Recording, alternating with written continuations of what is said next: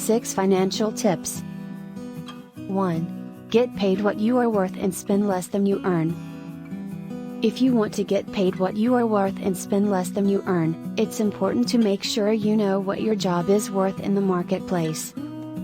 You can do this by evaluating your skills, productivity, job tasks, contribution to the company, and the going rate, both inside and outside the company, for what you do.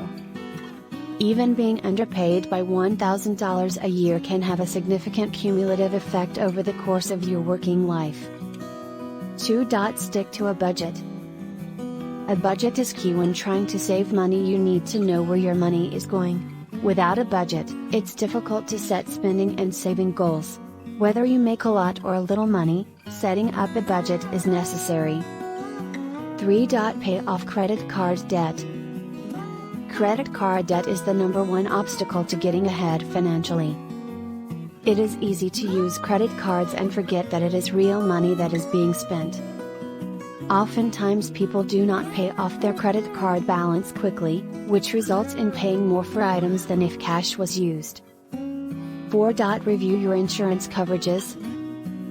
Review your insurance coverages to make sure you are not overpaying, especially for life and disability insurance. It is easy to be talked into buying more insurance than you need, especially when it is added onto other things like car loans. Be sure to understand the difference between term life and whole life policies, and only buy life insurance when you have dependents who would be affected financially by your death.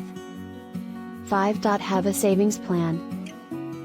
You've heard it before, pay yourself first.